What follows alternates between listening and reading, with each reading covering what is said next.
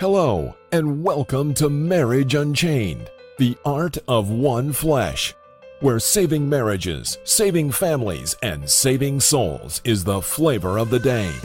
Now, let's join our host and author of Marriage Unchained, Catholic Alpha Radical, Jerry Jacobs Jr. Hello, I'm Jerry. Welcome to episode 3. Today's focus is on the top 14 reasons dating is for sex and courting is for marriage. So, sit back, relax, take a chill pill, and get ready to rock, but don't duck. Can you feel it? Catholic Alpha Radical coming at you now.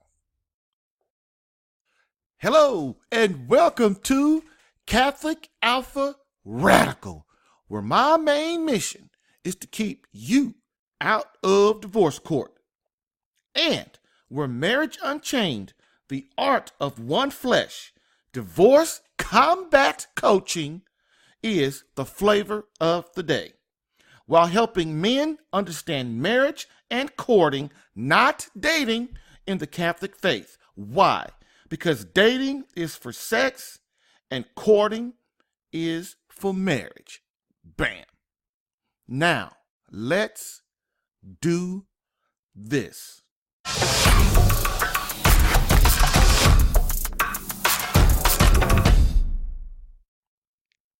So, we're going to start out today with a quote like we always do. And the quote states, quote, "To be an infallible lover, the first thing you must recognize that sex is and must always be holy. It must make you holy. It must make your beloved holy. It must lead you to him who is holy." End quote. Gregory J. Popchak, PhD, Catholic marriage therapist, and author of Holy Sex, a Catholic guide to toe-curling, mind-blowing, infallible love.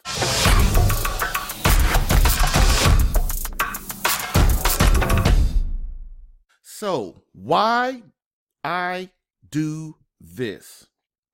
As I've said before, I want to start out these first few episodes with telling my story and letting you know why I do this. And basically, it's going to be in 4 parts, and this is the 3rd part. And I just basically wanted to say I'm sick and tired. I was sick and tired of being sick and tired. I was sick and tired of the state of our family. I was sick and tired of the state of the country. I was sick and tired of other men not manning up. And I could see how that was corrupting women and children. And so I decided that instead of sitting back and do what most people do is complain, I decided to consult God and to ask him what he would have me do. And this is kind of what we came up with. So, basically, I just had to do something. And in part 1 of my story, it was about my first child. Part 2 was focused on my first marriage. And now we're up to part 3, which is my second marriage. And like I said before in the other 2, I tell you this so that you can see where I've been and the pain that led me to this point in my life where I felt that I could no longer stand by and watch things in the Catholic faith and our society just go by with me with my head in the sand. And so I would like to, I do this to encourage you to stand up and be the man that God's calling you to be, no matter what that might be. So with the death of my first wife, it made me realize I couldn't raise my boys without a mother. And as usual, my second marriage started out good. They all do. You know, everybody loves everybody. But then we made a mistake of we started foster care because one of our relatives needed care. And basically, foster care, I would advise no one to do foster care. And people are going to dog me out and say that I shouldn't say that. But I mainly say that if you have a home with multiple children already, like we did, which is like 4 or 5 kids already, and then you start bringing in other kids, it causes a lot of problems. And I would say if you are maybe have no children or something, or you're single or something and you have time, yeah, foster care is not bad. For one thing, the government gets all in your business, which you're gonna hate. Um, and so you have to realize as a man and as a woman and a mother and a father that your family has to come first, not because that's the way you want to do it, but that's the way God is asking you to do. Um, and so if bringing in other children starts to affect your home, you must eradicate that immediately. Because what good have you done if you brought in all these kids and then your marriage starts to go or your family starts to go in the toilet? And so we were newlyweds, and we had a few problems already because I was trying to bring my wife and our daughter into and her daughter, which is my daughter, into one family with my boys. And that was hard enough as it is, because you know how kids are. They think you don't love them. If you talk to one, don't talk to the other. If you do something for the other, don't do something for the other, then everybody gets upset. So it was hard bringing things together. And I'm not saying it was perfect, but when we brought in the foster children, it made it worse. It was a strain on our marriage. Not really the foster care, but just things in general that I didn't understand. Being, I was older than when my first marriage. When my second marriage, I was, 35, 36, something like that. And, we think that we know all this stuff in our 30s. We don't know nothing still. I don't even know why they let people 35 be president. That's crazy. I mean, sure, you know something, but I don't think, well, maybe back in the day of Kennedy where people were more mature. But in this day, can you imagine a 35-year-old today being the president? That's crazy. Anyway, what started to happen in our marriage is I lost my job. We got evicted, got a car repossessed. We had severe money problems and severe problems with my parents, grandparents, and siblings. But one thing I can say is that my beloved wife, she never complained. She never got upset. She's just one of them women that when she's with you, she's with you. And her thing is she wants to try to make things work and be the wife and the woman that God created her to be. And even at that time when we weren't in the church and we weren't doing anything, we were Catholic. She was Catholic. We were Catholic. We weren't doing anything. We didn't go to mass. We didn't do anything. Like probably 90% of the Catholics in this country. But she didn't complain. But I always, with the person I am, I always look at myself before I look at anybody else. I've just always been like that. And so I realized that I was failing miserably as a man and a husband. I mean, how could I allow all this chaos in our home? I was not making decisions properly. I just wasn't doing a lot of things properly. And it just made me start to realize, especially with the death of my first wife, I looked at things a lot different. And that's what men we have to do. We always have to reflect on our mortality, because one day you will die, and to go through your life and never consider that, you're doing your family and God and your children and yourself a injustice. You must consider your mortality so that you understand you got to get things together. You don't have time to be playing around. Looking back, I had no real idea of what it took to be a man. I really didn't, because what it takes to be a man is Christ. To understand how tough he was, how he sacrificed himself for others, how he manned up, and everything he did is what men are supposed to do to be an example. And him along with Saint Joseph. Those are our two models of men. And so basically, I didn't know even about Christ and what he did and didn't do. I didn't really know about Saint Joseph and that he's the leader of the Holy Family and the model for men too. I mean, you just don't know that when you're in the world and you're not really paying attention to what's going on. And so that's how most of us as men, we don't really know how to be or do anything when it comes to masculinity. And we think a certain way, God thinks another way. So my job and the Holy Spirit's job is to help you understand how to bring these things together.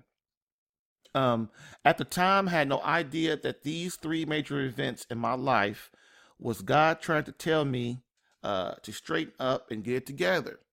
That's plain and simple. Throughout your life, you can ignore God all you want. And throughout your life, you're going to get taps on the shoulder. I call them taps. And it's either you're going to ignore it or you're going to embrace it. And most of us have problems embracing it because we want to do our own thing. But the problem is we do our own thing, our life always goes south. We never get it together. We're always floundering. I throw a lot of men now. They're just floundering through life. Floundering. They're not married. Most of them, they got kids and stuff, but the kids are all crazy. You know, the kids, everybody thinks their kid's going to grow up when they see them as a baby. They think the kid's going to grow up and be this magnificent person. Well, your kid's not going to be magnificent unless you get involved in their life and be the father that you're supposed to be. And so adversity and trials is how God brings you to holiness. And remember that. It's very important that we understand. In my life, people used to always, they tease. I remember I used to always tease churchgoers. Oh, you're just trying to be holy if you go to church. You're just trying to, if you bring up any kind of thing about God and Christ, people try to shut you down and try to say, oh, you're just trying to be a holy roller and all that kind of stuff. Well, the real deal is they're the fools, they're ignorant, and not you. And that's the thing about the Catholic faith. Our mission as a man is to try to become holy, become perfect, and become a saint. And not because that's what we want to do. That's because that's what Christ calls us to do. And when ignorant people don't understand the faith or even understand God or have God nowhere in their life, they have no idea what the concept of theology is. And it's a shame. It's a real shame because I was with them. You know, people, when I was in the military, people try to tell me all the time, Jay, come on, go to church with me and stuff. I wouldn't go.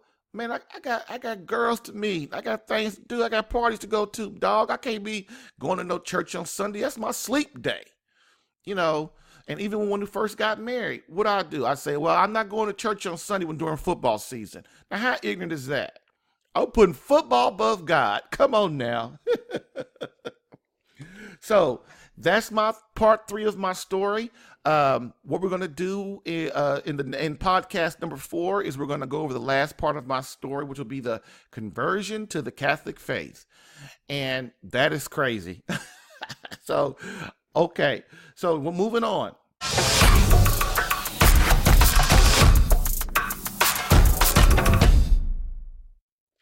Please remember to share this podcast with someone needing help in their marriage or relationship. Rate this podcast if listening on iTunes, and subscribe to this podcast if listening on CatholicAlpha.com to get new episodes in your email.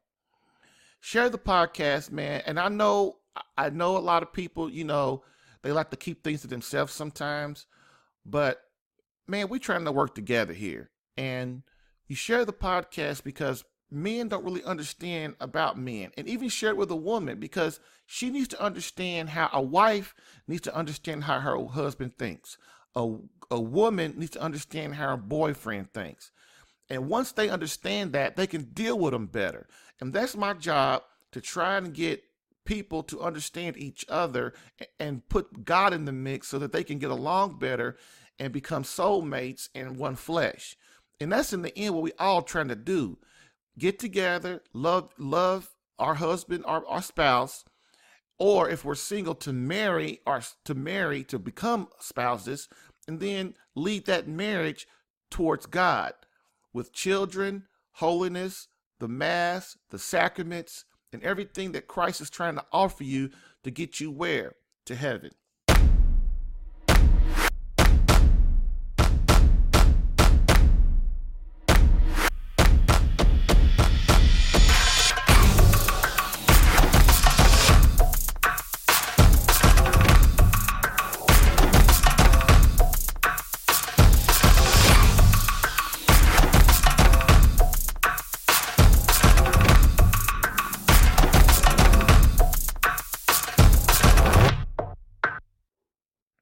Now, we are going to get into the Catholic Alpha Radical of the day, the Radical Rant of the day.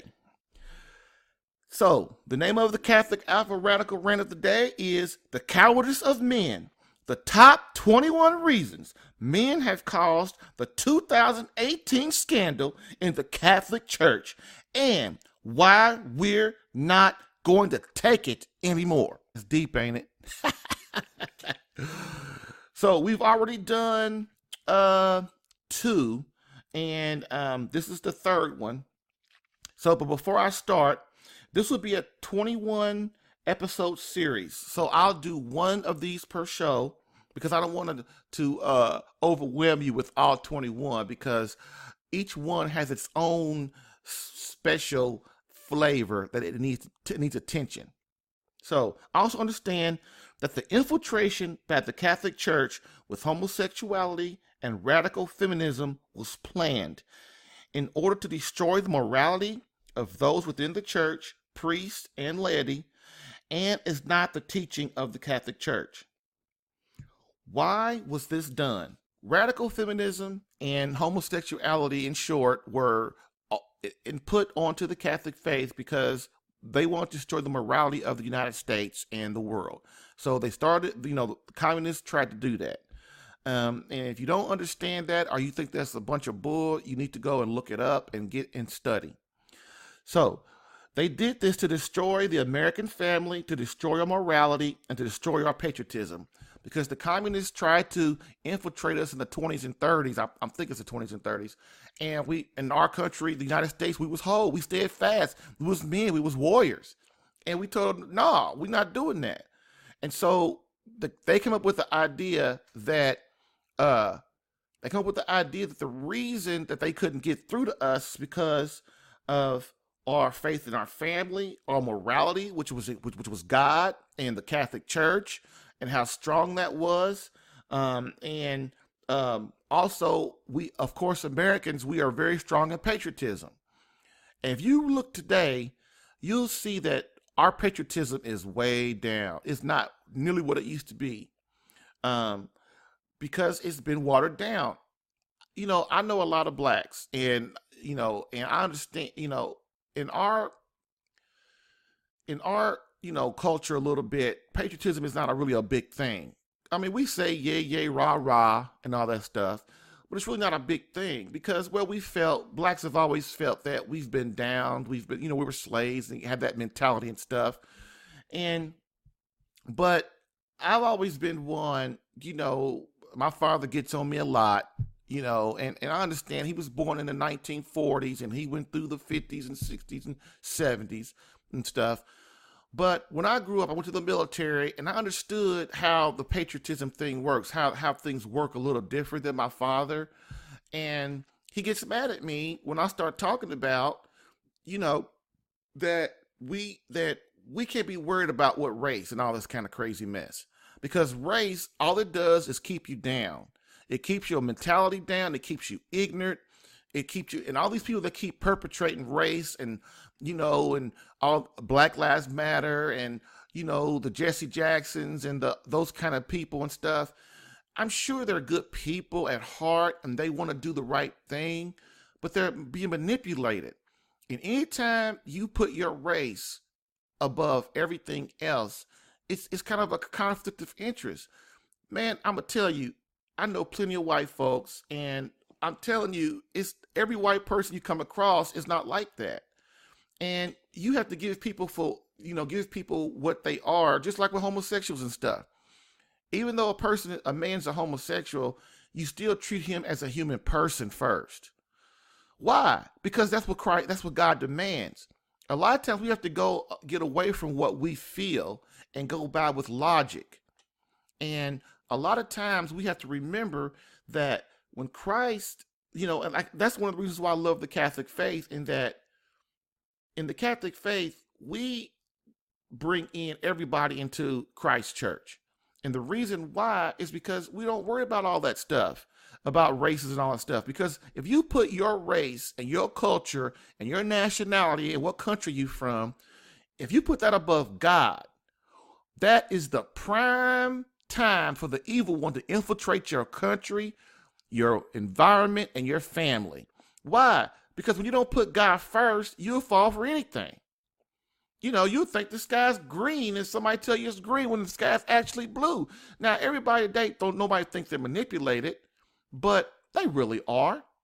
You're out, a lot of things that we do today, we don't really stop and think. We don't got our children and our young folks. And I mean, when I say young folks, I mean 35 and below.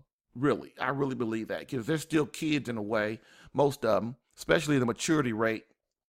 But they're taught everything, because in the universities and these high schools and these public schools, heck, even a lot of Catholic schools, most of the Catholic schools and the Christian schools, I don't know why they call themselves that, because they're just doing what society's doing. They're succumbing to the pressure.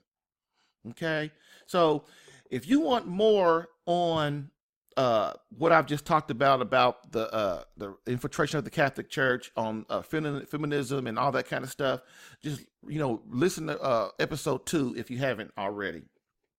Also, we must understand that there are many Judases among us. You don't leave Christ for Judas. Why? Because Judas leads you to hell. There is a hell, there is heaven, and there is purgatory. And where you go depends on you and the justice and mercy of God. Now, look, I'm going to tell you, a lot of people are going to be on me because I'm talking about hell, and you can go there if you don't get your stuff together. But man, listen, in the Catholic faith right now, everybody, especially these priests and stuff, everybody, which is fell down to the laity, everybody's talking about mercy and mercy and mercy and mercy. You know what? I get sick of mercy. You know why? Because when you talk about God's mercy and you leave out justice, you are misquoting God, and it's kind of really heretical, because you're saying mercy, mercy, mercy. That means you can do anything you want and God will reward you by giving you eternal life. And that's one of the reasons why you can't get real men into the Catholic faith, into Christianity. Why? Because men, we don't mess with that little mushy stuff about mercy, mercy, mercy all the time. Because we figure if mercy, well, I can get mercy everywhere. I go to the Christian church over here and get mercy. I can go to my job and get mercy. I can go anywhere and I can go to Catholic parish over here and get mercy. See, when you talk about mercy all the time, I don't care who you are. If you're the Pope, I don't even care. When you talk about mercy all the time, you do everyone that was obedient to Christ throughout the world for 2,000 years. You do them people injustice. All the saints, all the angels that obey God, all the other popes, all the other laity over 2,000 years. You will do them an injustice because you saying what they did was crap and what you doing is right. People kill me when they try to say saints don't know what they're talking about and stuff like that, when they're saints. And we have to understand, if you just read and look things up and really understand St. Thomas Aquinas and the saints, what they're talking about, there's no way that God can let yourself go to heaven when you lived yourself your own way your whole life, and you were not obedient to God and his way. Because if you're not obedient, that means you only consider yourself all the time. You're only selfish and you to yourself. You might not think that, but you are. If you have to be beholden to something greater than yourself, and that's God. That's why governments have to be beholden to God, because if not, their countries become crap. Look at the United States. Everybody thinks with the United States, I don't care if you're Democrat, I don't care if you conservative, I don't care if you are a liberal, I don't care if you are whatever you are, a Mexican or Chinese or black or white or whatever you are. If you have to be beholden to something greater than you. And if you're not, you're just a selfish person. Even if you're an atheist, you have to have something beholden to you. Why? Because then you have nothing. You're just yourself. You're just contained within yourself. And in the end, what kind of person are you? Really? If you just do everything that you want to do, you want to kill people. You want to go have sex with all the girls. You want to make all the money and steal and rob and manipulate people and con people. And not just that, even the simple things. You don't want to raise your family right. You don't want to be a good husband. You want to go mess around on your wife. Man, all these things, man, sure, all those things feel good, but they are not what love is, and they're not what God is having us do. That's why we need to have, God cannot allow you to go to heaven when you are still selfish. All these things I just said, when you're obedient to God, you become holy. You strip away yourself. You die to yourself. Original sin makes us like this. So God created a realm, earth, a universe that works on, you have to die to yourself. You have to get rid of all the sin and crazy mess inside of you and give that away and be obedient so that you are not yourself. You become a holy, perfect, and saintful person. Okay? And so what I was talking about, the Judas, if you're in the church, you can't be leaving the church when bad things go wrong, because everywhere you go, if you think that a church is going to be perfect and holy, because it's filled with men with original sin, men who have done all kind of things. But that's why we have the sacraments of confession, holy orders, and all these other 5 more. We have to understand that if you cannot change the church outside the church, okay? If you want to change the church, you have to change within the church and get people to do things the way God would have them do, not the way you want to do it. Okay? All right, next. We must fight within the church, like I just said. And you can't change the church outside the church, what I just said. So let's get started with number 3 of the top 21 reasons that men are responsible for the 2018 scandal in the Catholic Church. Let's review the first 2. Number 1 was refusal to accept our role as men. Self-explanatory. Our refusal to accept our role as men, which is the way Christ and God want us to do it. Okay? Listen to episode 1 to get more in depth than that. Number 2 was allow the men in the Catholic Church, popes, cardinals, bishops, priests, deacons, to water down and dilute the teachings of the Catholic faith. If we don't teach about hell or abortion, or that there's death, the 4 last things, death, judgment, heaven, and hell, how can we be fruitful? How can the faith be fruitful? Sure, there are plenty of great stories in the Bible, but people that are not of the world or of the world, they don't care about that stuff. When somebody comes to evangelize them, they can't explain to them the good and the bad and the obedience and the love and the justice of God. Why? Because the Holy Spirit is entailed in all of that when you evangelize. That's why nobody listens to you today. Because you come to them talking about mercy all the time, but you don't, because a person thinks if you just talk about mercy all the time, then I can do whatever I want to do and get away with it. You have to teach people about consequences. And that's what God's justice is about. It's not fair to send you to heaven when you done things your way their whole life, and then some other dude that then was obedient, fasted, went to adoration, went to church every Sunday. He loved his wife, raised his children the best he could. He did everything God did, adhere to the natural order, which is God, wife, God, husband, wife, children. He did the natural law, which is the 10 Commandments. He prayed. He sacrificed, he suffered. He gets to go to hell. He gets to go to heaven, and then he gets there and your bus there. Then people go, well, on this earth, they go, well, if he can got to do all this, he can do all this, get away with it. I can too. I can go anywhere and get that. I know I said that, but man, it's important that we understand the theology of Christ and what he was really talking about. Okay. Man, I'm sorry I keep going off on these rants, and I'm sorry it's called the Radical Rant, but man, I'm radical ranting for real today. Drinking some water. So, next. Okay, so that's number 2. So now with number 3 of the top 21 reasons men are responsible for the 2018 scandal in the Catholic Church, Christ Church. Before each number, I will read a quote directly from the document containing Cardinal Carlo Maria Vigano. This is the scandal in the church right now with Cardinal McCarrick and his abuse of boys and young men and how that's widespread in the church, which is why in the last 2 episodes I went through and explained to you why and that this is on purpose. And understand too, man, this stuff is not just in the Catholic faith.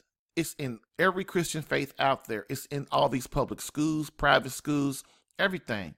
Kids are innocent. They love you. They want acceptance. Kids would almost do anything. That's why you have to be their father so that you can teach your kids what is right, what is wrong, and instill in them what God asks of them. And if we don't do that as men, our kids are none but sheep for the wolves. So before we get started, like I said, I want to read the quote. I read a quote from the document, the 11-page document testimony, Cardinal Vigano. So here we go. And the reason I read this is so that we can pull our head out the sand and understand that this is real. This is not some joke that we can just think it's going to go away. Because like I said, in a couple other, I know men right now, they're ready to do battle, man. They're not taking this crap anymore from priests, bishops, popes, laity, from atheists, from other Christians that don't want to act right. They're just not playing that no more. It's time to get in the battle, man. And the battle is spiritual. And if it, I don't want to be physical, but if it comes to physical, that's what we're going to have to do to protect God and fight for Christ and our families and our church. Because we've given the church over to the other side, to the evil one. We've given him over to the church for 60, 70, 80, 100 years now. Okay, you had your time. Look at the church. We did what you said. We threw away statues. We did all kind of stuff. And this is what happens. We pulled down all the Mary and Joseph statues. We took the altars out the out the church. And don't even have, pull that away. Put Christ, put the Eucharist in the back in some little room somewhere. Come on, man. We're taking our church back. And don't think that there ain't men that's looking at everything you do now. And now they have power. So here's the quote. This Cardinal Vigano talking. In writing up a memo on these documents that were entrusted to me as delegate for pontifical representations on December 6th, 2006, I wrote to my superiors, Cardinal Tarcio Bertone and the substitute Leonardo Sandri, that the facts attributed to McCarrick by Littleton were of such gravity and vileness as to provoke bewilderment, a sense of disgust, deep sorrow, and bitterness in the reader, and that they constituted the crimes of seducing, requesting depraved acts of seminarians and priests, repeatedly and simultaneously with several people, derision of a young seminarian who tried to resist the archbishop's seductions in the presence of 2 other priests, absolution of the accomplices in these depraved acts, sacrilegious celebration of the Eucharist with the same priest after committing such acts. So the deal is, man, I'm gonna tell you a little story from it's a real quick story from Archbishop Fulton J. Sheen, who they refused to give his remains over so that they can make this man a saint. And he's brought my faith a long way. But here's the story. A priest came to him, and said, Bishop, I'm going to leave the faith and I want to quit the priesthood, right? So, this had to be in the 50s or something. Archbishop Fulton J. Sheen said, oh, really? He said, you do? He said, yeah, I just, it's just something I got to get away from. And so the first question the Archbishop asked him was, when did you stop praying? And the priest told him a year ago. And so the priest told him, well, I'll stick around and finish out my time, until you find somebody. And Archbishop said, no, man, you go ahead and you leave now. I'll take over your duties. And this is the point of that quote I want to tell you, man. With popes, bishops, priests, deacons, religious, nuns, everybody, when they're not praying, the world goes to, it goes to crap. They don't understand. They allow the infiltration of the evil one, the devil, Satan, whatever you want to call him, Lucifer, to infiltrate them. And when they get infiltrated, they're in power. And so what happens is, Christ is in power, but Christ, he's not going to force them. If they don't want to pray, don't pray. You're not going to get the graces and stuff.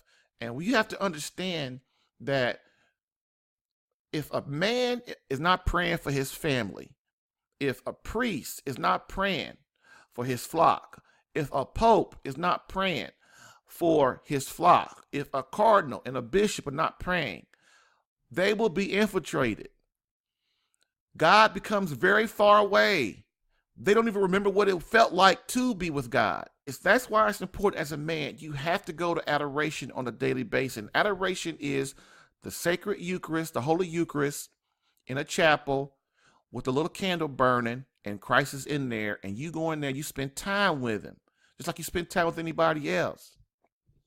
So that's my thing. I feel real sad. I feel real bad about these men and what they've done, what they're doing, not only because of the horrible things they've done, but because they have no mission. They have no God. God's nowhere in their life anymore. And then they do like Cardinal Vigano said, McCarrick and these other priests would do these crazy acts, and then they go serve mass the next day, like nothing happened. So that's the quote. So number 3, these are in no certain order. Number 3 of the top 21 reasons that men have caused the 2018 scandal in the Catholic Church is we didn't fight for Christ during Vatican II. It said that Vatican II was a catalyst of change in the church. After Vatican II, there was a so-called spirit of Vatican II that called for complete change in the church. It was unsaid in church circles, or it wasn't really written down, but this new philosophy and disregard for the teachings of Christ would spread to the ends of the laity. And Vatican II, there is said that, Vatican II people really, they really didn't make a lot of changes doctrinally and dogmatically, but that they came in and changed certain things that when you give people, when you tell people, when you take away structure from people and you tell them you can do what you want to do, guess what people are going to do? Exactly that. They're going to do what they want to do. So that's what happens. And so Vatican II changed a lot of things.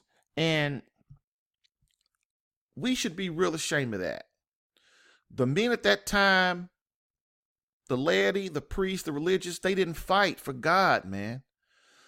They didn't fight for God, dude. This is why we think that this kind of things with priests and stuff, that it just happened, and that in these public schools and in these other Christian churches, that all this stuff just happens. It's bad luck that kids are getting abused, and the morality in the country and in the church is going down. It's going down because we keep allowing people to change stuff that shouldn't be changed, going away from Christ's word. And when we continue to do that and sit back, be fat and happy, then that's what's happened.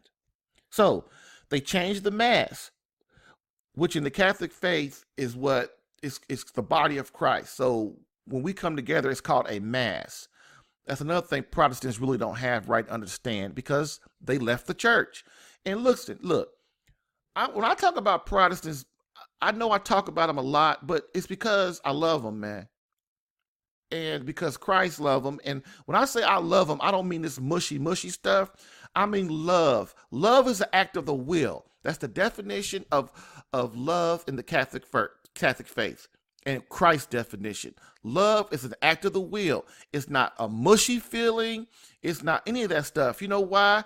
Because feelings leave. Feelings are fleeting. They leave you. And so today you feel like you want to kill your wife. The next day you feel like you want to love your wife. One day you feel like you want to quit your job. The next day you love your job. You can't go on feelings, because feelings are fleeting and they're not logical. You have to use your will to do what needs to be done. And that's the problem. So with Protestants, I'm not talking about Protestants that don't know that the Catholic faith is the true faith of Christ, that it's the church that he wants us in. And I'm not going to go into all that wide stuff, but I'm just going to tell you that you have to, when you don't know something, you got to go find out. And I'm talking about the Protestants that know the deal. They know the deal. They know that the Catholic Church is the stuff. Like a lot of these a lot of these Protestant preachers in the Baptist Church and in the Methodist Church and in all the other different churches, they go and learn the depths of the Catholic faith. They read the saints like St. Thomas Aquinas and St. Alphonse the Gory and little Teresa, little Teresa Little Flower and Mother Teresa. They go and learn this stuff. They read the Catechism of the Catholic Church, and then you know what they go do? They go and teach that stuff at their flock at their churches. But that ain't what Christ wants you to do, Protestant minister. He wants you to come fight within the Catholic faith because this is the church he started. If you don't understand or believe what I'm saying, look it up. Okay? And you don't have to go far. All right? All you have to do is go search anything called for the Doctors of the Catholic Church or when the Catholic Church started and get into it. One time I'm going to do a podcast on that. So they changed the Mass and that they changed the Mass, which led to all sorts of sacrileges. And like I said earlier, they started pulling out all the sacred statues out of the churches and throwing them in the dumpster. Can you imagine? There's a statue of Jesus Christ, and they pull it out of the sanctuary and throw it in the dumpster.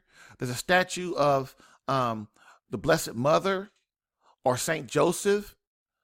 And they take those statues and pull them out and throw them in the trash. They take the altar and the altar, the sacred altar, which is the beauty of the church inside the sanctuary, and cut them up and throw them in the dumpster. Crazy. Because that's the evil one, dude. That's Satan, dude. He has infiltrated the Catholic Church. He has infiltrated the Catholic Church. The Catholic Church has been infiltrated, and it's time for us, and I know this ain't no word, but it's time for us to uninfiltrate it. Okay? They pulled down the communion rails, which was a reverent means for kneeling before receiving the Holy Eucharist on the tongue. They pulled out all the communion rails, which allowed us, all the people, to kneel before God before we took in the Holy Eucharist, man, before we took in Jesus Christ. How could you do that? How could you as a man sit by and let people pull stuff out of your church? Just sit there in the pew with your arms crossed. Don't get me started, man. They started saying all masses in English and in the language of the culture instead of the sacred language of the church, which is Latin. And I would be straight up. I don't agree, and it's not me, but this is Christ. This is his church that started this. I don't agree of saying mass in English and then saying going to a Spanish mass and they saying mass in Spanish. You go to a French mass, they saying mass in French. You go to a Chinese or Korean mass, they saying mass in their language. Look, man, anytime that is divisive. That is divisive. People say what I'm saying right now is divisive. That is divisive. You know why? Because we are supposed to be one holy body, sacred body of Christ. And when you let your culture and your language overrule the language, the sacred and holy language of the church, which is the Latin, and if you don't believe what I'm saying, man, look it up. And not even that, look at these movies y'all like looking at, these exorcist movies and stuff. They always talk Latin. You know why it's Latin? Because the demons, it's the sacred language of the church, and the demons, it makes it harder for the demons to fight back when the exorcists are exorcising them. And that's what's crazy. The devil has infiltrated the church, and I'm going to keep saying it, and I don't care if you get mad, turn my podcast off, but it's the truth, man. We got to stop with that stuff. Okay? They pulled the sacred language, and then when you allow Mexicans and Japanese and other, and I'm not talking about just in our country, I'm talking about all over the world. When you let people start changing the mask the way they want to, then man, and by putting their culture into it, by putting their language and their own biases into the mask, you start destroying the sacredness of it, the holiness of it. And then you cause separation, because I don't speak Spanish. So then when I go to a Spanish mass, I got to sit there and try to understand that. So we might as well be doing Latin. We might as well be doing Latin then. So that everybody knows the Latin prayers. Everybody, eventually, I go to Latin Mass every Sunday, man. I'm telling you, at first, it was hard. But after 2 or 3 weeks, it was easy. People say, I don't understand Latin. That's just your excuse of not trying to be a real man, about marrying up and being what Christ has asked you to do. And I will tell you this, too. The church allows the Novus Ordo Mass, and the church allows the Latin Mass, okay? But there is way more graces handed down by God at the Latin Mass. Why? Because it's the way the church said it. It's the way he set it up at the beginning. The Latin is the language.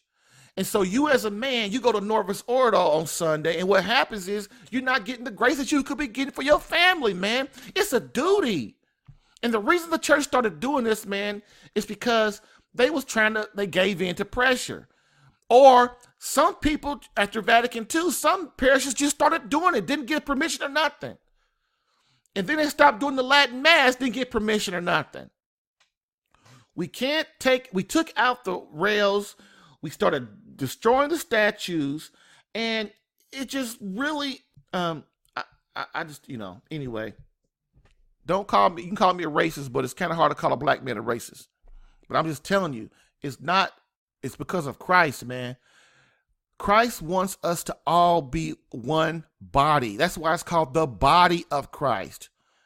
And when we take away Latin and the Mass the way it should be done, the proper way, we start being like the church I used to go to, Holy Angels. One of the churches I used to go to in the city. Man, I love them. I love them with all my heart, man. But man, they are basically a black gospel Catholic church. That's what they are. So white people feel that they can't go there. And then, of course, you talk to somebody at Holy Angels, because I was there, they'd be like, oh, white people, they welcome. But they don't feel welcomed, because they walk in there, and it's a place full of black people that all they talking about is they look Baptist. They act Baptist. You know, there's gospel music going on. There's no Gregorian chant, which is the sacred music of the church. Latin is the sacred language. Gregorian chant is the sacred music. Why? Because the Mass is a sacrifice, and those things cater to that. Get mad if you want, but it's the truth. And I ain't your friend, and I don't love you if I don't tell you the truth. And that's why love is an act of the will, not of emotions. So nuns started pulling. Oh man, this is a big one that just gets under my craw. Nuns started pulling off their habits and showing their hair. Priests started leaving the parish without their cassocks and collars on. As a result, orders of nuns and priests dried up. If you don't believe me, look at it. Look at how many used to be. There used to be thousands and thousands of men and women seeking to give their lives to church and Christ. To now it's merely a handful. It's coming back, but man, for 100 years, it was gross. And you know what? And man, I'm gonna tell you, there in the past, not past, now, you go to a mass, a daily mass, and one time the priest, he gave mass. He beat me out the church, dude. He beat me out the church. He had on regular clothes. Couldn't even tell who he was. You couldn't even tell he was a holy man. And that is a shame. That is a shame. I had a nun. I was the other day. I was at another parish. I forgot what parish it was. And I went into the parish, and I was coming out this door, and this older lady, she had to be like 70 years old or something. She comes walking out, bumps into me, and goes, "Excuse me." And I said, "Excuse me." And I knew she was a nun, but man, she had no hair. She had no, what I'm saying is her hair was all cut down. She had on regular clothes. She looked like a regular grandmother. How is a little girl going to want to be a nun or a sister when she sees no nuns or sisters as examples? This is completely ludicrous. How is a young man, going to want to be a priest when he sees no priests in their collars?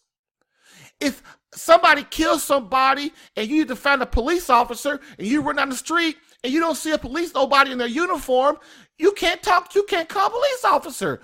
That's why police officers wear uniforms. That's why firemen wear uniforms. So that not just for their job, it's also so that little boys and little girls can look up to them and say, I want to be him one day. I want to be her one day.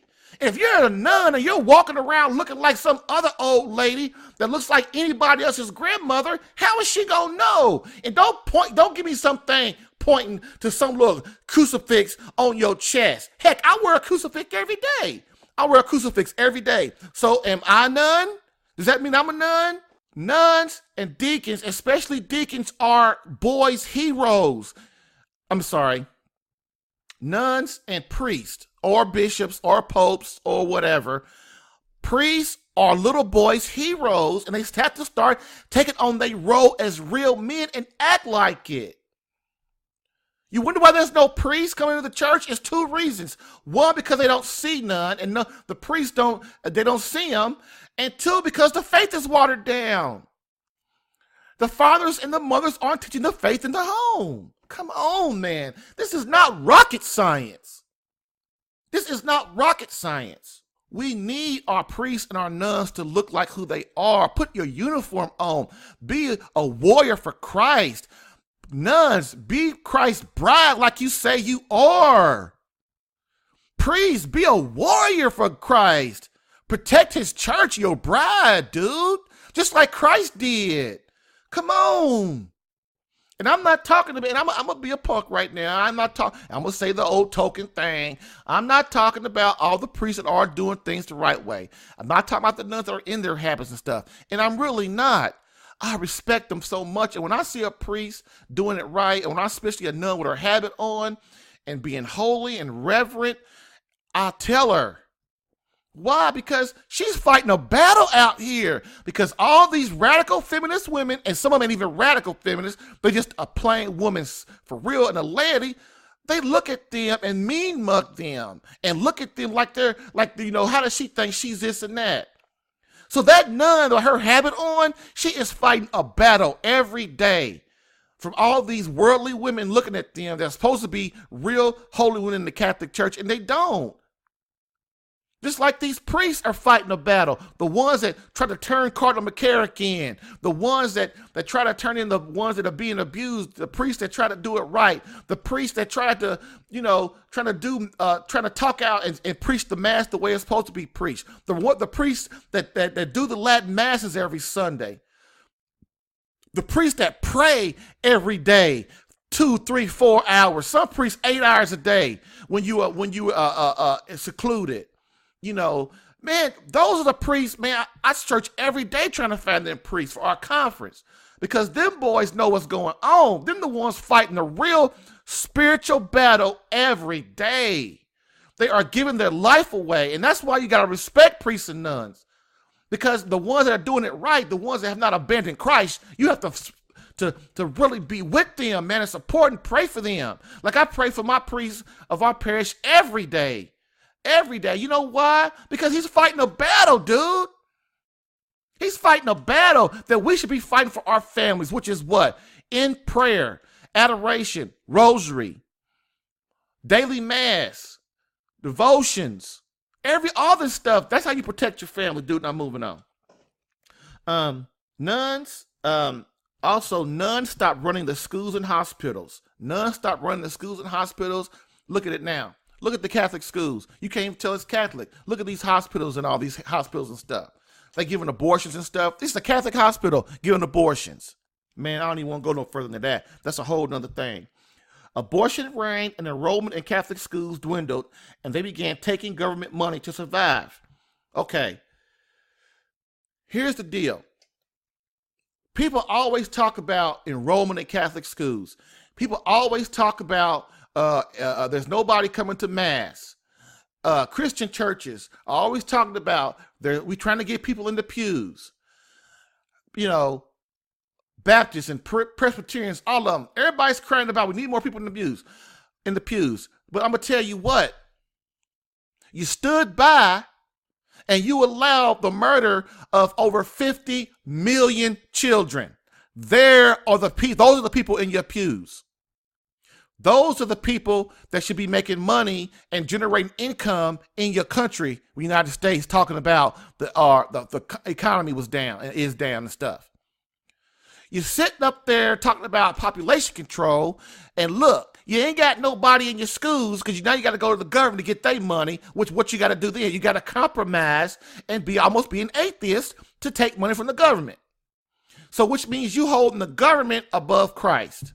You're going to have problems, and we have had problems. Look, you got, 7% of people coming to church 7%, something like that. I know it's less than 10, I think it's less than 5 of people going to church, of Catholics going to church every Sunday. Come on, man. Whose fault is that? We sat back as men and allowed this to happen. I was one of them. We sat back and allowed the murder, and now we're crying about we ain't got nobody in the pews. You ain't got nobody in the pews because you killed them all. Your country's going down financially because you killed all the babies. God is not, we're not, what Michael Voris and all these, a lot of FSSP priests, and, you know, they right when they say God will not be mocked.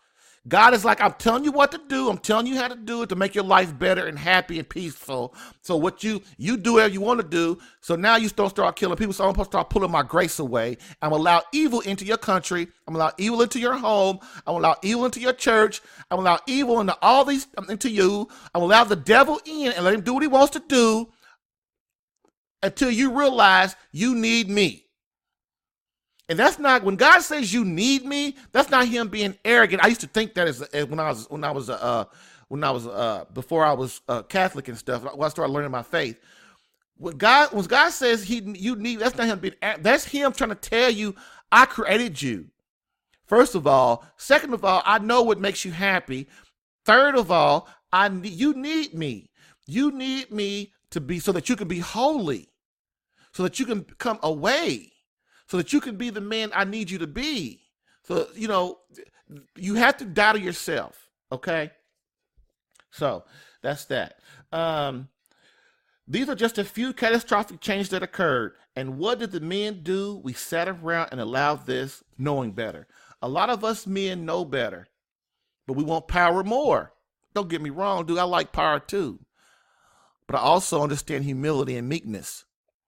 I want money too. I also understand humility, patience, and meekness. Because without those three things, you're going to abuse your power. You're going to leave God. You're going to be in trouble. Why? Because we were afraid to speak out because of what we feared would happen to our career and status among our friends, families, and ourselves. We were afraid to stand for the truth, which in essence means we were weak. Christ needed us, and we let him down. Where is the honor in selfishness? So, what do you think? Send your questions to RadicalQuestions@CatholicAlpha.com. I want to know what you think. Hey, bash me. You know, kick my butt. I don't care. I'll bring your question on this podcast, man, and I will read it. And matter of fact, if you want to, I'll hook you up remotely, and you can come on, and we could do an interview. Because the things I say, I know are correct. I don't mean know that in prideful way. I know that because Christ and the Holy Spirit and God, the Trinity, man, the teaching of the Word. That's how I know, dude. Because I listen to the saints. I read the saints. I study the catechism, Scripture. A tradition of the church. Man, you can't learn these things I'm talking about if you don't actively try to learn. Okay. Woo, boy, I'm tired. I'm getting there, but I'm loving it, man.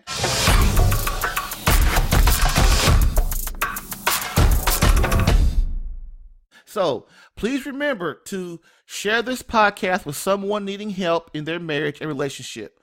Listen, the things I've talked about today are about how to be a man. And you can't have a great marriage and a great relationship if you don't know how to be a man. So that's why these first 3 podcasts, we're really focusing on that. And plus with this problem that we're having in the church right now, it needs to be talked about with the eyes of someone who's just a regular person out here in the streets. And sometimes we don't get that when you watch EWTN and stuff like that. I like EWTN. I'm not saying nothing bad about it. What I'm saying is they have their way, and sometimes their way doesn't reach the common man or the common Catholic or the man that's struggling in his faith or things like that. They talk a lot of language that a lot of Catholics don't understand because of the language of the church. Sometimes you need somebody to break things down and make it common for you. And that's not bad or good. That's just makes it better to communicate and connect. Okay. So share this podcast with someone needing help in their marriage or relationship.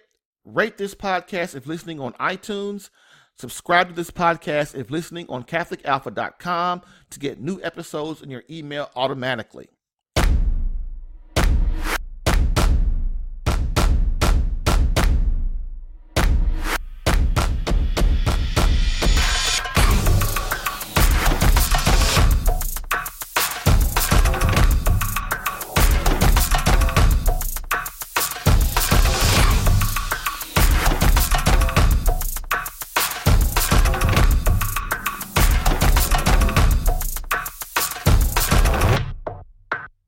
Next, our next segment, the Holy Lover segment. So what is a holy lover? A holy lover is 2 things. 1, becoming the man that God would have you be. Number 2, becoming the woman. 2, becoming the man your wife needs. Okay, that's what a holy lover, and to reach holy lover status, boom, it takes a lot. So this is the Holy Lover segment, which teaches you how to do those 2 things, okay? So here's what we go. Reveal the top 14 reasons dating is for sex and courting is for marriage. Man, you don't like that, do you? I'm going to go through these quick because we are getting a little long here. Okay, so here's where we go. The top 14 reasons why dating is for sex and courting is for marriage. Dating is for sex. Number 1, dating is for sex. Why? 1, we are not focused on the person, but what we can get out of them. When you're dating, you're not focused on the person. You're focused on what they can give you. You're focused on getting what they have. And when you're not focused on, you're only focused on yourself, you're not going to do the things with the best interest of that person. Okay. That's why we got to understand, man, courting is where it's at. And I'll go over those in a minute. Not really considering what is best for her, but what we want, which is basically selfishness. Number 2, we are just trying to get in her pants. Yeah. Go ahead and say that ain't the truth. I had a dude tell me one time, I'm not trying to get in every girl's pants. Yeah, whatever, dude. You married maybe, but when you was younger, that's what your goal. You was trying to get in women's pants. Now, it takes a special dude not to really, especially, when they're not married, to not be trying to do that. Okay? Because we really don't understand what that really means. What sex really means, what it does to the woman, and what it does to us as men, what it does to our souls. We really don't understand that. So basically, if you're just all you're trying to do is trying to get in a woman's pants when you see her, and then women, man, they try to act all tough and everything, even those radical feminists, man. But the truth is, man, they putty, dude. You start talking right, you treat them right, you be a gentleman, you do what they want and stuff like that. You can get a woman in the bed, dude. You just can. That's why we're called to protect. And as God gave the thing to Adam, we're called to protect. And that means protect the woman from yourself. I'm going to say that again. That means you protect the woman from you. That's why you can't be sleeping with all these women. You can't do that because you destroy their souls, man. And they become putty in your hands, man. They start caring about you and want to make a family with you. And of course, they don't say they don't, but they do. We all know it's a lie. Everybody knows it's a lie. Women say, I don't want to get married. Everybody knows it's a lie. The jig's up, women. We all know what's a lie when you're saying that. Only time a man agrees to that because he's trying to get in your pants. He'll say anything to get in your pants. And you got to understand that. Okay? Moving on. If we were for real, we'd know that this doesn't lead anywhere but to disaster. She will get psychological problems. She will bond to you. Why do you think women kill their babies and flatten your tires when you break up with them after you had sex with them? She may say she doesn't want to get married, but that's a lie, which I just said. No woman gives herself to you unless she believes you will ask her to marry you in the future, unless she is disordered in some way. And I'm going to say that real loud. No woman, none, will give her body to you thinking that you ain't going to marry her. She believes eventually, it might not be today or next week or next year, but eventually she is thinking he's going to ask me to marry her. Man, what more do I have to say to get that to your head? And God understands this. That's why he chemically bonds her to you. When you have sex with a woman, chemically you are bonded to her, psychologically, emotionally, and spiritually. God does that so your woman, when you married to her, don't go out screwing around on you. Okay? You have to understand that. Please, fellas, when you have sex with a woman and she's not your wife, man, and then you wonder why she go flatten your tires and stuff, go to your job and stuff. See, I know the deal, how these hood rats be and stuff, and how women go, it don't have to be a hood rat. It could be, I don't care if she's got $1 million. If you seen a woman pissed off when you break up with her and she didn't have sex with you because she thought you was gonna marry her, dude. She thought you were going to marry her, and then you want to break up with her, go see with some other woman after you didn't have an orgasm. That's right. I said it. That's the big secret. Everybody, all men know that, but women don't know that. And that might not be the proper thing, but men all know once you have your fun with a woman, then what you want to do is dump her, go get somebody else. And I know millions and millions of men have done it when we were young, and we do it when we're older. Why? Because that's what we do. Now, that's why God calls you to be in control. That's why God places us as the head, dude. Because we are the ones called to control ourselves. Contrary to popular belief, women ain't called to control themselves. They called to raise children and be able to nurture them and be the heart of the home. Not sitting up there trying to control themselves about trying to go out and sleep with every man. And I'm going to tell you this too, ain't nobody going to tell you. No woman, once she is bonded to you and loves you and wants to marry you, no woman wants to give herself to another man unless you ain't doing your stuff right. Women only want to do that when you start messing up, not doing your stuff right. And what does that mean? Not paying no attention to her, going out with your buddies all the time, staying all night at work and stuff. Not understanding how to make love to her the way she needs to be done. Yep, I said it. Not being close to her, not being best friends with her. You give it, because why, man? Women ain't stupid. Women ain't stupid, dude. They know that you are giving part of yourself to somebody else. And women, as your wife, she has rights to your body because she's married to you. Giving back God, she has bodily rights over you.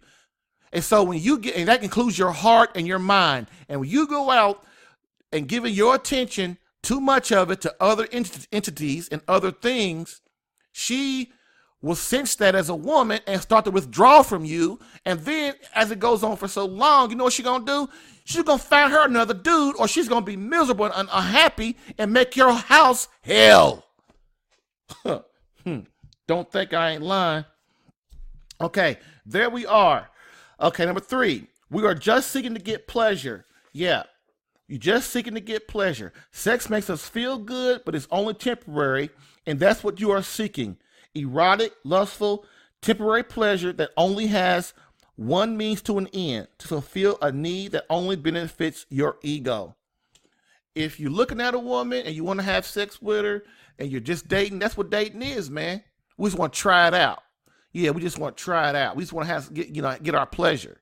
We want to get rid of that little urge we got right now. And look, man, get mad. Don't get mad. Don't kill the messenger, man. You go talk to God about it, for real. Number 4, we have no real goal to get married. We may try and make her believe that, but in reality, we just want a temporary thing. Marriage means I have to give up my freedom. Marriage means I have to commit to one woman. No way can I do that. And children? Responsibility? Oh, hell no. Again, pure selfishness. Dating, you ain't trying to get married. Let's be real. You're not. You're really not. You might think you are and try to tell her you are, but you know it. You know the deal. You want to try it out for a while, and then maybe in 5 or 10 years, if she proves it, that she's the woman that I think she is and she's perfect and she doesn't argue and nag me and stuff, then maybe I'll consider marrying her. Yeah, right. Number 5, we only want to have so-called fun, but is it really fun? What happens when she gets pregnant, and she will get pregnant? You know why? And I'm going to say that again because I stumbled. What happens when she gets pregnant? And she will get pregnant. You know why? Because sex works. It's doing what it's supposed to do. Participate in creation, which is a gift from God. People kill me. How they having sex with a woman. The woman gets pregnant. They go, man, what did you do that for? What happened? How did that happen? Dude, sex happened. It works, as my wife always says. Okay? Does she know you only have another thing? Does the girl that you're having sex with, if you're not married to her, does she only know that you only want to have fun? Did you tell her? Sure. She don't know, because no way are you going to really tell her that. And if you did, it's only a mind game you use so you can say in the future, when she gets pregnant, I told you I only want to have fun. Abort it, girl, abort it. And that's what we tell them. We tell them that, I told you I was just wanting to have fun. Man, you need to get rid of that baby. I'll help you pay for it. Number 6, she is just a means to an end, an object, a fork, a knife, a thing to use. When we do this, we are using her youth, her beauty, her vitality, the things that God gave her to attract her husband, not some selfish bum. Look, man, I'm going to be straight up with you. Your job as a man is to protect, defend, and serve, okay? That's your three main duties, right? So if you're having sex with a woman and you're looking at her as an object, which really is what you are when all you want to do is have sex, you're just looking at her as a fork, a utensil you use. That's all you're looking at her as. And that is, you are disrespecting her as a human person. Even a serial killer deserves respect as a human person. You know why? Because they are a creature of God. And see, when we don't understand our faith, we do silly stuff like this. And really, man, people try to say priests. The reason priests are molesting boys and molesting young seminarians and all this stuff is because they can't be married. Do you know that's craziness? That is the most ludicrous thing I ever heard, man. First of all, when you are a priest, if you're praying and doing what you're supposed to do as a priest, God gives you graces to remain celibate and do his will. But you have to want it. If those same dudes were outside the church, and I don't just mean Christ Church, the Catholic Church, or a Protestant church, or they would still be doing the same things they're doing. It's the person that's disordered. It's not the church. You trying to tell me like I heard my wife was watching Phil Donahue old episode. And he was dogging out the priest on there and stuff. And the priest sit there and took it, which he should. He's supposed to be. He's supposed to be humble. But he's trying to tell me that the reason that these men do this is because they ain't getting married. That ain't true. That's not the reason. You're trying to tell me, Phil Donahue, that you know more than 2,000 years of theology and the human condition. You know more than that. Man, you out your mind. That's why you crazy. And I ain't scared to say you crazy because you are crazy. You have to understand your faith to know, man, priests are married. They're married to the church. Nuns are married. They're married to Christ. And when you understand these things, you understand why they're celibate, dude. If a priest got married, he would be in bigamy. He'd be married to the church, and he'd be married to his so-called current wife. The church only allowed the marriages for one man, one woman, for you ones that understand. Marriage is for one man and one woman. Okay? Please learn your faith. And if you're an atheist or you're a Protestant or whatever, you listen, learn what God is really talking about before you open your mouth. I'm telling you, man, you will sound a lot more intelligent. Like me, don't come bringing some crazy mess to me. Or somebody like a Father Ripperger or my priest, Father McCarthy. You can't be, or our other priest in our church, Father Kappas. You can't be bringing some old crazy mess to them. Or a dude like Michael Voris. Or, everybody gets mad at Michael Voris. We tell the truth. And these kind of men like my priest, Father McCarthy and Father Kappas and Father Ripperger and FSSP priests, like, Father Jambone, those kind of dudes, man, you can't bring them any of this crazy mess because they understand what's the faith for real. They understand theology and the human condition, man. So, again, before you start dogging out the Catholic faith, dogging out priests, look at your own self for one thing. Look at your own self. What have you done to corrupt a woman, to corrupt a child, to corrupt the people in your environment? Yeah, exactly. Another thing too, when you're sleeping with a woman and you don't marry her, and especially when you move in with her, you're using up, man, you're just using up the gifts God gave her to attract a husband, which is youth, vitality, and beauty. And the longer a woman goes without getting married, she loses those things. And it's not fair to you. If you don't want to marry her, let her go. 7, in the end, dating is for wusses and is complete cowardice. Exactly. It sure is. First of all, if you ain't got a job, you ain't got a car, you shouldn't be dating no way because you can't support no woman. That's what courting's about. Okay? Another thing, if you don't want to marry, you want to have, if either one of you or your girlfriend don't want to have kids and you don't want to get married, what are you dating for? To have fun. That's why dating's for sex. Because if you don't want to get married, you don't want to have kids, you ain't got a job, or if you ain't got a job or something like that, or a car or something like that, you're not trying to get together to support the woman. Because, man, look, you're dating for sex. You're dating for sex. And it's the truth. If you really analyze it, you're just trying to have fun. You're trying to use her body up to get pleasure. Okay? So courting is for marriage. Why? Courting is for marriage. Why? Number 8, because when we really understand how the world really works, our goal is God, marriage, children, family, duty, responsibility. Bam. That's what a real man is right there. See? That's what a real man is. Okay? This builds something for eternity, something we can really take with us. Boom. Look, man. If you ain't creating a marriage that lasts forever and children, that a legendary marriage and children and a family, and if you're not creating a family that their children's children, and their children, and their children, and their children, your marriage spans that length of time through eternity like that, you're not doing your job as a man, dude. That's why it's called sacrifice. This life is a sacrifice. Please understand that. Okay? Now look, man, I'm just gonna hold up for a second. I know it's getting long, but I'm gonna tell you this, man. I understand. I really do. I understand the things I'm saying is tough, especially for a single man. It's tough, man. It's real tough. Because when you walk outside, even if you are one of those young men that go to church, say every Sunday or daily mass or whatever, as soon as you walk outside that door, the devil comes right back in front of you with his demons trying to infiltrate you and try to persuade you to do what is against God. I know that. But man, that's why you have to pray. That's why you have to pray, young brother.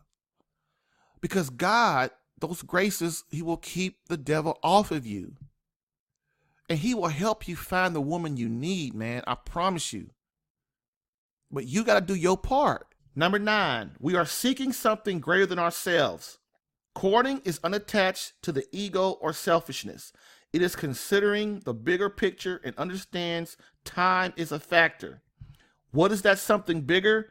Journey and eventual peace with God for the benefits of my wife, children, and their children. Bam. I just talked about that. Courting is the bigger picture. When a man is trying to court a woman, even if he's 17, 18 years old, he to some degree understands what the world's really about. He understands what the communists were trying to do to the church. Take away our morality, take away our family, take away our patriotism. And as a young man, if you got a young man that's trying to court a girl, which means he's not trying to sleep with her, he's trying to get to know her and see if she's the woman that can help get him and her to heaven. Because that's the number one job of a man, to get his wife to heaven and to sacrifice and suffer for her. And how do you do that? You pray for her. You say rosaries. You suffer. Every pain that you go through, you offer up to Christ for her. You fast for her soul. That's what you do. That's how you enter the battle, baby. That's how you keep Satan off your butt and off your wife's butt and off your children's butt and out of your environment. That's what you do. Number 10, marriage makes real men out of us because of the sacrifice and responsibility of giving our life away for another. We will never be true man until we have something we're willing to sacrifice, die, and give our life for. We'll never be truly happy or at peace as men. Remember Christ. This is exactly what he did and calls us to do as men. Look, man, you will never be happy and peace as a man until you're willing to die for something. God has to be the first one. Then your wife, your marriage, your wife, then your children. You have to be willing to give your life away, man. You have to be. Because men are only truly happy when they are men of courage, Christian soldiers, true man, the way Christ was. That purifies you, man. That makes you a virtuous, holy person. See? You didn't know that's how you became holy, did you? I'm sorry. I want you to be that man. I want you to be that man, so you can help me change this darn world, change this church. And without you, I can't do it. Okay?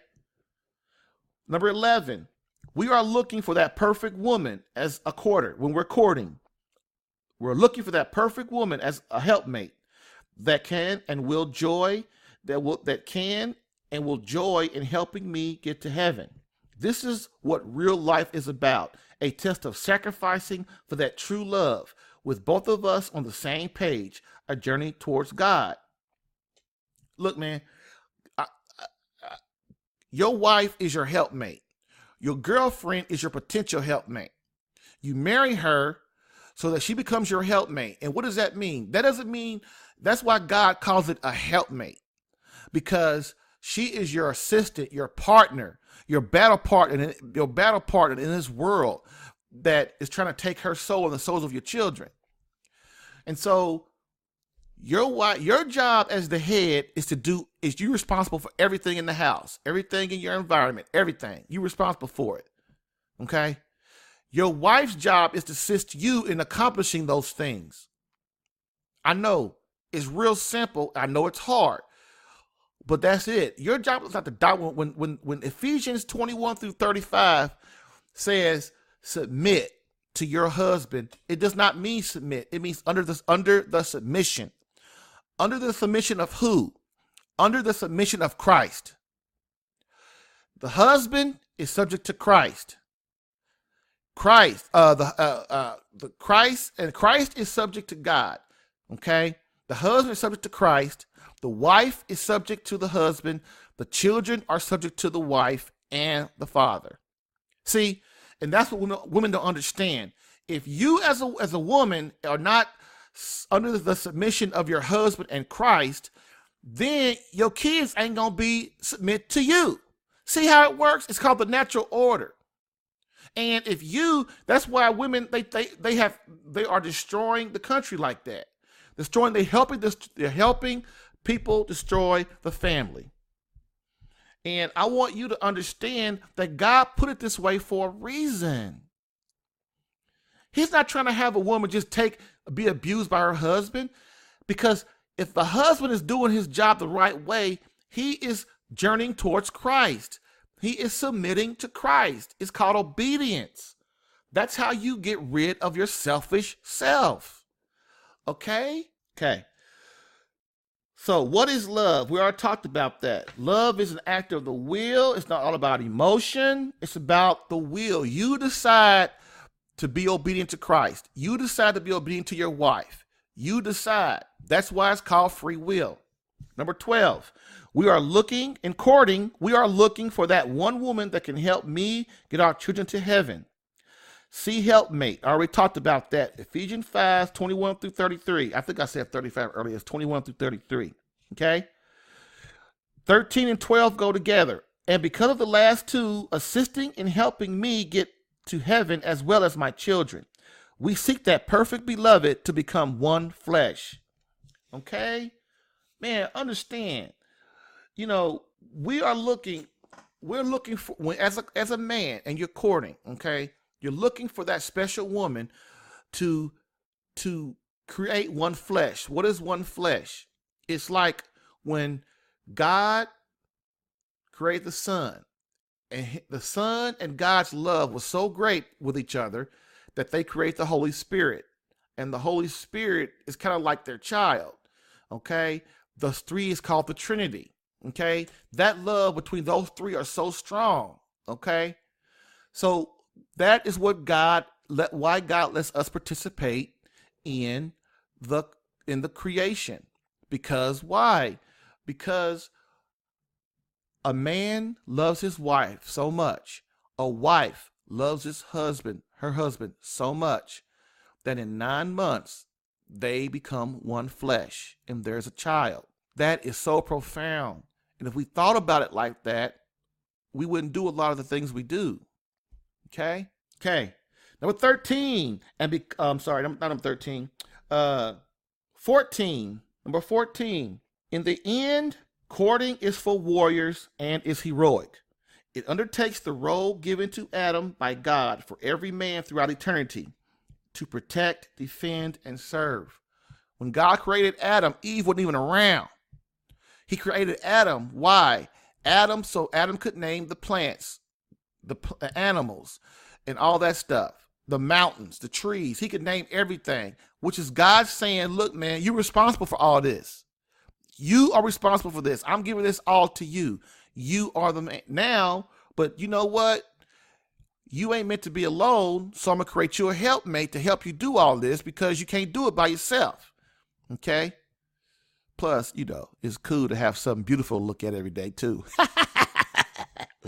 Okay, so our job is to protect, defend, and serve. And that's what a courter understands. He's trying to be a real man. He's trying to control himself. The man that controls himself is the real man. A man that controls himself in anger, in sexual pleasure, in sex and pleasure and all those kind of things. That's the real man, okay? Not the one that flips off the handle, those kind of things, or try to sleep with every woman he can, even when he's married.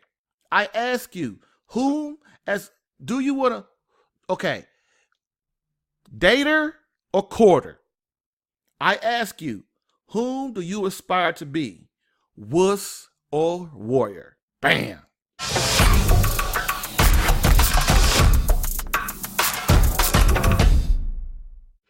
All right.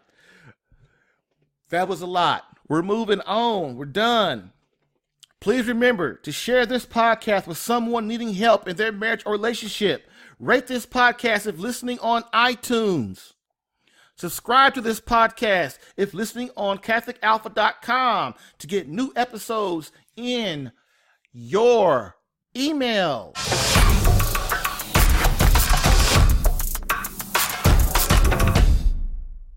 So, in conclusion, again, I didn't insert this other thing that I wanted to do because I went on too long again.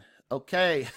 I'm so crazy, man. I get talking about Christ and trying to do what's right, and I just get going too long. So I'm only going to keep this at an hour and a half, what it is, because I don't want you guys to get too bored with me. Anyway, so in conclusion, as we always do, we end with a quote with Pope Benedict XVI. Quote, "Society offers you comfort, but you weren't made for comfort. You were made for greatness." So, Christian soldier, go forth. The spiritual fight is upon you.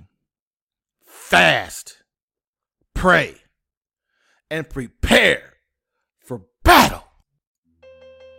Thank you, Christian soldier, for listening in today. Remember, Catholic Alpha Radical is designed to repair, ignite, and once again spark the fire back into your marriage or relationship. So, what's your next action step? 1. Share this podcast with someone needing help in their marriage or relationship. 2. Rate this podcast if listening on iTunes. 3. Subscribe to this podcast if listening on CatholicAlpha.com to get new episodes in your email now.